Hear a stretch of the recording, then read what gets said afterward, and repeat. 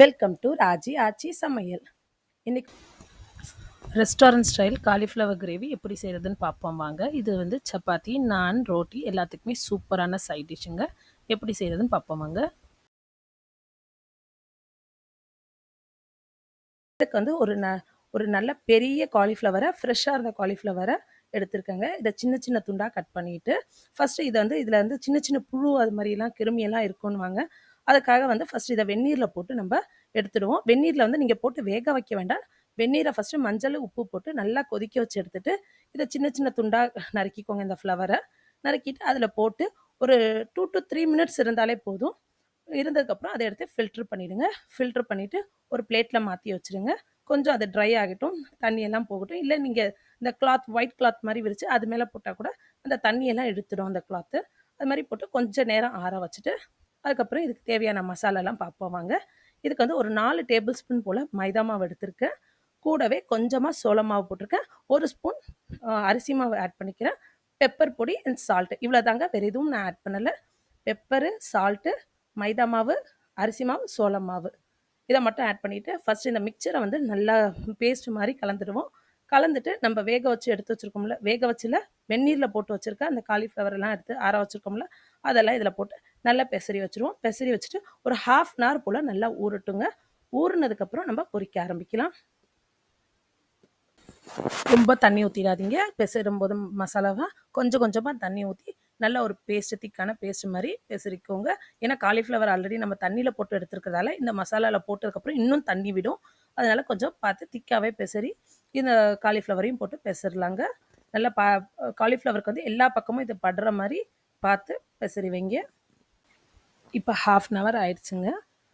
நல்லா ஊறி இருக்குது மசாலாவில் காலிஃப்ளவரு. இப்போ நம்ம பொரிக்க ஆரம்பிச்சிடலாம். பொரிக்கிறதுக்கு தேவையான கடாயில் எண்ணெய் வச்சு நல்லா சூடானதுக்கப்புறம் போடுங்க.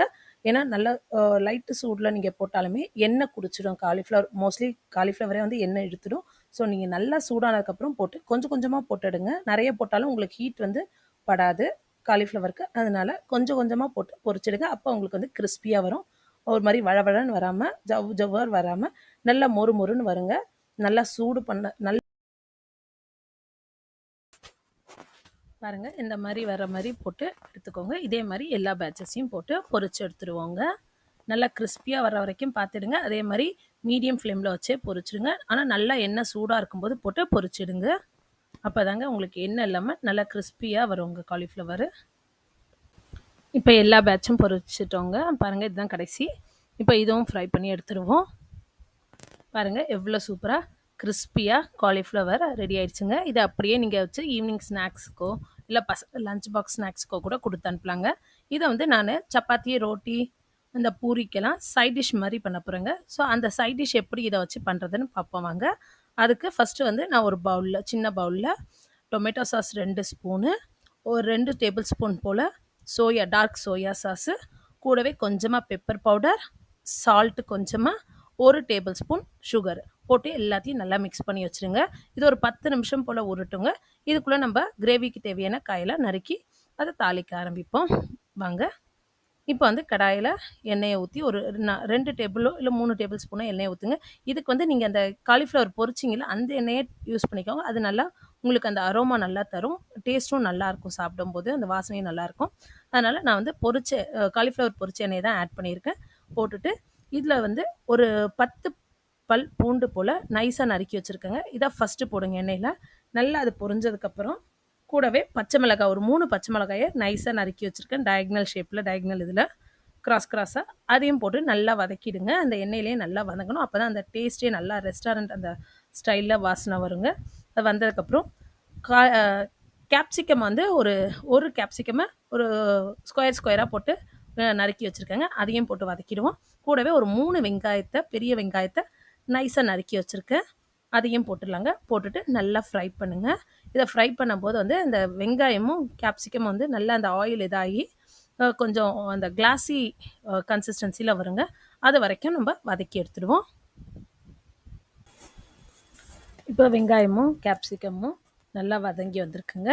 இப்போ வந்து இதுதான் கரெக்டான டைமு. இப்போ வந்து நம்ம கலந்து வச்சுருக்கோம்லங்க சாஸ் எல்லாம், soya sauce, tomato sauce, chilli அந்த பெப்பர் பவுடரு, சால்ட்டு, சுகர் எல்லாம் சேர்த்து கலந்து வச்சுருக்கோம்ல, அதையும் இதில் சேர்த்துட்டு நல்லா எல்லா இடமும் அந்த சாஸ் படுற மாதிரி கிளறி விட்டுட்டு கொஞ்ச நேரம் அப்படியே வைப்போங்க.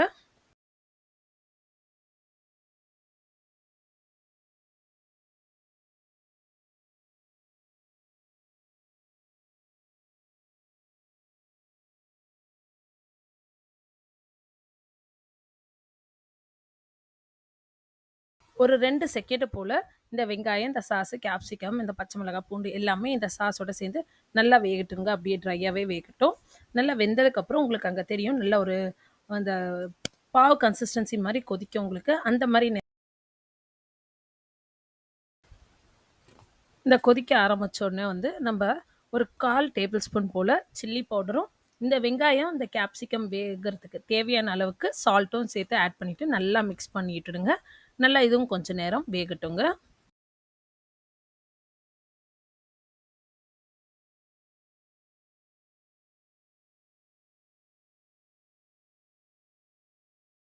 நேரத்துலேருந்து ஒரு 300 எம்எல் தண்ணி வந்து இதில் ஆட் பண்ணிக்கோங்க. ஆட் பண்ணிவிட்டு நல்லா கிளறி விட்டு மூடி வச்சுருங்க. நல்லா கொதிச்சு வரட்டும். அதுக்கப்புறம் அடுத்து வந்து நம்ம என்ன பண்ணுறதுன்னு பார்ப்போம்.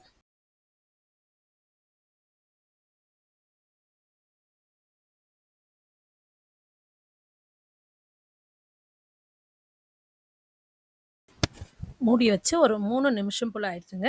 நல்லா கொதிக்குது. இப்போ மூடியை திறந்துடுவோங்க. பாருங்கள் நல்லா கொதிக்குது. இப்போ இந்த மாதிரி நேரத்தில் நம்ம வந்து ஒரு 1½ டேபிள் ஸ்பூன் போல் சோள மாவு, கார்ன்ஃப்ளோர்னு சொல்லுவாங்க, அந்த சோள மாவை எடுத்து தண்ணியில் கரைச்சி வச்சுப்போம். கரைச்சி வச்சுட்டு இது இன்னும் கொஞ்சம் லைட்டாக சுண்டி வரட்டும். சுண்டி வந்தோடனே அந்த சோள மாவை, நம்ம கரைச்சி வச்சுருக்க சோள மாவை அடுப்பை ஸ்விம்மில் வச்சுருங்க. ஸ்விம்மில் வச்சுட்டு அதுக்கப்புறம் ஊற்றி பொறுமையாக ஊற்றி கிளறிக்கிட்டே இருங்க. கிளறாமல் அப்படியே ஊற்றிங்கன்னா அந்த இடத்துல அப்படியே கிளாட் ஆகிடும். அதனால் கிளறிக்கிட்டே ஊற்றுங்க. நல்ல கரண்டியால் கிளறிக்கிட்டே ஊற்றுங்க. அப்போ வந்து உங்களுக்கு கரெக்டான அந்த ஒரு கிரேவி கன்சிஸ்டன்சிக்கு வந்துடுங்க. பட் ஸ்விம்மில் வச்சுக்கோங்க, ஹையில் வைக்காதீங்க. ஸ்விம்மில் வச்சுட்டு ஊற்றி நல்லா கிளறி விடுங்க. ஒரு 2 நிமிஷம் போல் அகைன் இது நல்லா வேகட்டுங்க. இப்போ ஒரு 3 நிமிஷம் போல் ஆயிட்டுங்க. கிரேவி கன்சிஸ்டன்சி வந்துச்சுங்க. அவ்வளோதான். இப்போ இறக்க வேண்டிய நேரம் தான். இப்போ வந்து நம்ம டேஸ்ட்டுக்காக கார்னிஷிங் கொத்தமல்லி லைட்டாக அந்த கொரிண்டியர் லீவ்ஸை நல்ல நைஸாக சாப் பண்ணி மேலே தூவி விட்டுடுவோங்க. அடுத்து நம்ம போட போகிறது வந்து ஆப்ஷனல் தாங்க. என்னென்னா இது வந்து சீசேம் ஸ்வீட்ஸு, வெள்ளை எள்ளுங்க. இதையும் லைட்டாக நான் ஒரு ஸ்பூன் போல் தூவி விட்டுக்கிறேங்க. இதுவும் நல்லா இருக்கும், டேஸ்ட்டும் நல்லா தரும் உங்களுக்கு. கூடவே உங்களுக்கு டேஸ்ட்டுக்கு இன்னும் நல்லா அரோமா நல்லா வேணும்னா நீங்கள் அந்த முந்திரி இருக்குங்களா, அதில் வந்து லைட்டாக பொன் நிறமாக எண்ணெயில் வதக்கிட்டு கூட, இல்லை நெய்யில் வறுத்துட்டு பட்டர்லையோ வறுத்துட்டு நீங்கள் அதை கூட மேலே கார்னிஷிங்காக போட்டுக்கலாங்க. சூப்பராக இருக்குங்க. அவ்வளோதாங்க. டேஸ்டியான ஸ்பைசியான restaurant style gobi Manchurian gravy ready ஆயிடுச்சுங்க. இதை வந்து சப்பாத்தி, நான், ரோட்டி, பூரி, ஈவன் தோசை கூட வச்சு நீங்கள் ஸ்டஃப் பண்ணி சாப்பிட்லாங்க. அவ்வளோ டேஸ்ட்டாக இருக்கும். பசங்களும் நல்லா விரும்பி சாப்பிடுவாங்க. நீங்களும் செஞ்சு பார்த்துட்டு எப்படி இருந்ததுன்னு எனக்கு கமெண்ட் பண்ணுங்கள். இந்த வீடியோ உங்களுக்கு பிடிச்சிருந்தா லைக் பண்ணுங்கள், ஷேர் பண்ணுங்கள், மறக்காமல் சப்ஸ்கிரைப் பண்ணிடுங்க. தேங்க்ஸ் ஃபார் வாட்சிங்.